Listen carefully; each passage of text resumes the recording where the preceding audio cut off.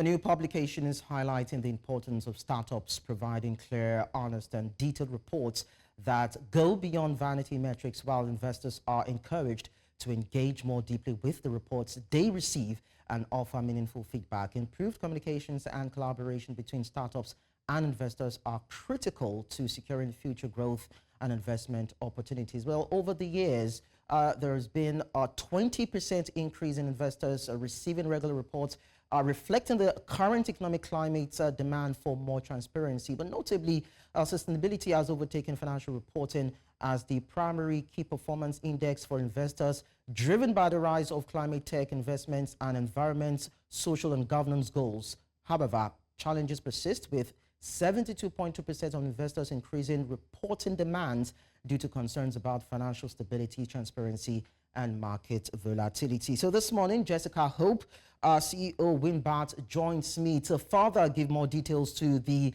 report that was earlier released. Jessica, it's nice to have you around. Good morning to you. Good morning, Lekan. Thanks for having me. Beautiful. Now, let's start this way. What specific factors would you say contributed to the perceived dissatisfaction expressed by investors regarding the updates shared by their portfolio companies, as highlighted in the Wimbart Investor Report 2024? So I think, investors find it difficult to, believe maybe that they haven't been very clear on some of their reporting requirements. So we had a really high percentage of investors saying that they give very clear instruction as to what they need from their reports. However, our startups said that actually they do need even more direction. So there is a little bit of a disconnection and misalignment there between the two entities.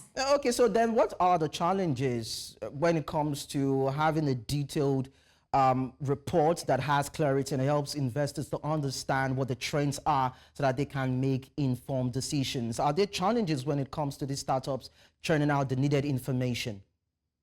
Yeah, great question. So one of the challenges is there isn't really a standardized reporting template. So if a startup has maybe 10 or 15 different investors that they have to report into, that could potentially be 10 or 15 different reports. So the lack of standardization is causing friction, I think, for some of the startups, because it takes a huge amount of time as well. Interestingly, the Wimbart survey also found that around 40% of startups don't really think that their investors really understand the market and the sector enough in order to give useful advice and support. And that's also an issue. Okay, so but then when you look at it generally, looking at the business landscape in terms of investments and startups, their operations and the trajectory, their plans and vision for growth, how would you describe the key trends? Would you say it is encouraging? Would you say it is giving us a positive vibes, or there are still some areas that is inhibiting their growth? So broadly, it's actually quite positive. So fundamentally, both startups and their investors believe that reporting is useful. So there's not an education requirement necessarily as to the why investor reporting is important. It's more the how, what's the process. And the trends show that actually, if startups do have a really good relationship with their investors and they're reporting regularly, then they can also lean on their investors for support beyond just writing a check. So say, for example, if a startup needs help finding a useful hire or looking to do a partnership or meet a new stakeholder potentially, then they can lean on their investors to support that. And we found that 60% of startups have actually seen a positive intervention from their investor thanks to ongoing regular reporting as well. And on the flip side, we do know that investors do judge, I guess, the quality of founders based on the quality of the reporting. 89% of investors that were surveyed said that they would make a decision as to whether or not to provide follow-on funding for a portfolio company based on the quality of the reporting. So despite the fact that we have these reports coming in and investors getting acute knowledge of what is playing out in terms of these startups, when you look at the external factors, does it encourage even the investors themselves to still want to plug in terms of funds for these startups? Because, you know, investors would definitely want to put their monies where they know they'll be able to reap benefits from. But the way you see these external factors and what the global economy is saying, is it encouraging for them to still want to plug in? It's absolutely essential for them to plug in. And you're absolutely right. You know, the external factors are really challenging at the moment. The market is not great. So what they also need, investors in particular, they need to understand, have a holistic overview of what's happening with a startup. If they don't have all of the data, and the data is the good, the bad, and the ugly, then they don't know when to intervene. So they need to know what needs to be done and where the issues are in order for them to help with some of the solutions. Now, obviously, investors can't do everything, but again, if they don't have a realistic understanding of what's actually happening on the ground within their startup, they don't have enough data to make informed decisions. So yes, they need to understand the current economic climate, they need to understand local nuances and things like that as well, but fundamentally they need to understand what's happening with the startup, and then they can provide useful, actionable support. Yeah, let's look at a few of the issues now. We're talking about rising inflation, we're talking about market volatility,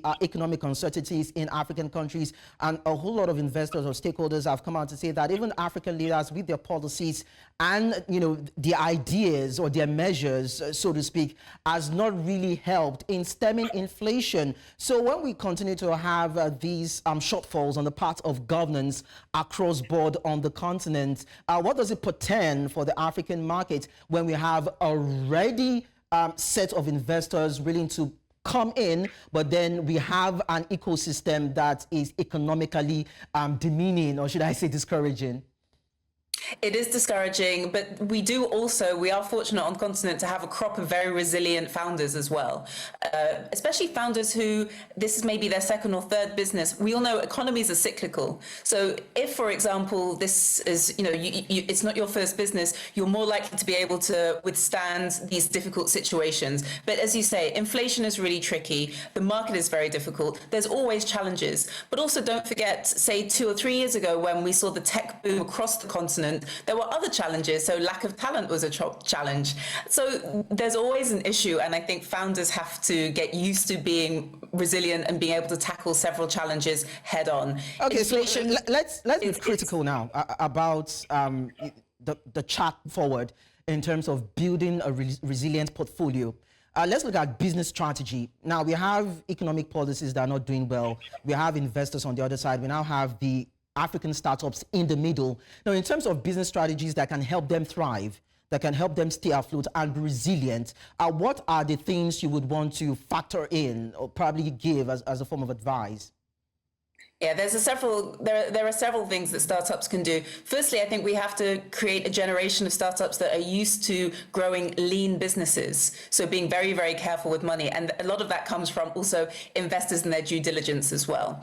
Building a network of people who can support you, whether or not that's investors or other ecosystem players, is going to be critical. And learning from people who've gone through this cycle before, who've understood what issues are with, you know, the economy, with inflation, other issues that we're all kind of facing at the moment as well. And then also, again, this understanding and being able to have a holistic view of the entire business. And that then goes back to the investor reporting as well. And what we want is startups to actually get into really good habits of understanding what the business challenges are. You know, that could be data points, but that could also be anecdotal ones as well, and committing reporting almost to muscle memory. So they have a track and they know what's comparable, and then they can then analyze and seek support accordingly. So would that be enough to meet the ESG goals, environment, social and governance goals? Would it be enough to also sustain the goals along these conversations? Good question. I just think that that's part of your reporting as well, and that's part of your business and operations. So depending what ESG goals that you're focused on for your business, I guess you have to get your head down and focus on those as well. And again, this is the fun part of being a business owner or a founder. You have to then see, well, how can I meet those goals? How can I run a lean business? How can I lean on others? How can I cope with inflation? How can I absorb the inflationary challenges that we're dealing with as well? So that's part of managing businesses. And I think that it goes back to then having super resilient founders who are able to juggle all of these often conflicting challenges. All right, so we understand the stories around having to give factual information, but a few startups are equally concerned about confidentiality. So in what ways do confidentiality concerns impact the willingness of startups to share updates with their investors? So we did see a very small percentage of founders, I think it was about 12%, who did say that they are concerned about sharing investor challenges because of confidentiality issues. So essentially, they're worried that maybe their investors might give sensitive information to other companies that either are in their portfolio or in the broader ecosystem as well. So that's going to be a challenge. So it's also building trust. Now, I guess from a startup's perspective, they don't want to lose their competitive edge. Data points are very important as well, but especially also when it comes to raising money, sharing your metrics with new investors or current investors. They don't want to miss out on scarce money at the moment by any kind of leaks or sharing of data that's confidential. But then why would investors want to share such kind of information with other competitors, knowing fully well that it is inimical to the growth of these startups? Is it a trending topic or a trending habit that has gone under the radar and nobody seems to be putting their eye on it? I wouldn't say it's a trending topic. Don't forget, it's only a very small percentage of our startups that did actually highlight this as a problem. So 12%, so relatively small. I think it's a case that, don't forget, some venture capital firms will invest in multiple portfolio companies under the same vertical. So there might be several climate tech companies, there might be several fintech companies. And maybe startups are a little bit paranoid that the investor might prefer one startup over another. It could also just be idle gossip as well. Don't forget, our ecosystem is very, very small, and news does often travel fast. But I wouldn't say it's endemic, and I think it's just something that is raised by a couple of the startups that we did survey. But I think we know that VCs essentially want their portfolio companies to succeed. So it doesn't make sense for them to give away market sensitive data at scale, because they're not going to want to see a portfolio company fail. If a portfolio company fails, then they've lost a lot of money, and they won't want that. Of course. Jessica, we're still going to talk more about this. We need to go on a break right now. When we return, we'll look at the prospects for these African startups, despite the challenges they faced with and the need for the high demands on the part of the investors and what needs to be done for them to continue to thrive in this quite challenging financial ecosystem. So we'll go on a break and we'll be back. Just stay with us. We will talk more when we return.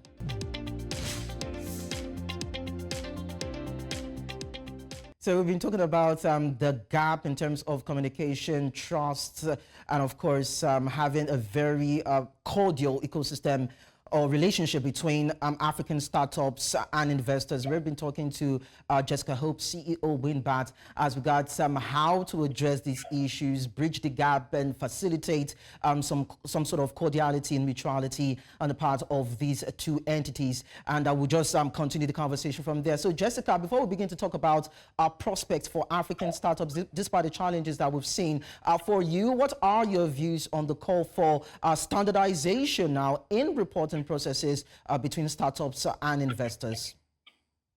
Yeah, our report showed that standardization would be a massive help for startups and investors. But obviously, we can't have a one-size-fits-all approach as well. So it's probably the 80-20 rule, where we need some sort of standardized reporting document. Ideally, it's something that the VC sector can work on together, but with input from the startups as well. But as you know, no sector is the same, no company is exactly the same, and also no country is the same on the continent. There are regional nuances across the continent as well. So a standardized template would be helpful, but then with sort of space for startups to kind of add their personalization a little bit as well. Because fundamentally what we want is startups to report, be transparent, seek help, receive help from VCs, and grow and scale. But we don't want them to spend so much time on reporting that they're missing out on focusing on the operational side of the business. So what about the rise of climate tech investments? Has that in any way also influenced business strategy and reporting too?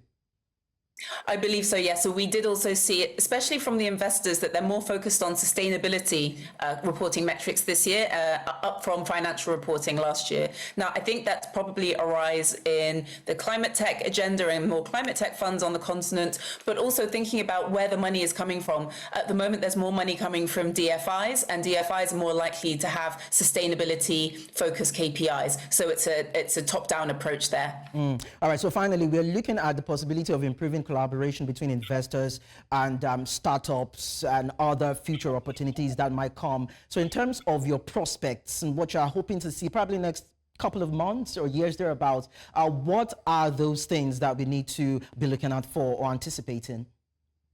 So I think it is going to continue to be a couple of rough and difficult, challenging months as we close out the year. But I do know, especially some of the clients that Wimbart works with and people just in the broader ecosystem, I do know that we are fortunate to have a crop of resilient, strong-willed, very focused startups, not just in Nigeria, but across the continent. So I do believe that we will all have to kind of pull together, tighten our belts, and be resilient. Mm-hmm. But I think that the companies that can ride out this current storm in terms of funding challenges, in terms of macroeconomic challenges, will be really well placed. So when the market picks up, they'll be ideally placed to grow and scale as well. Definitely, we hope that the market will pick up for their sake, because these are the greenhorns, and these would actually drive growth socioeconomically for the African continent. Jessica Hope, CEO Wimbart, of course, it was nice talking to you at this time. Thank you so much for your contribution. Thank you, Lekan.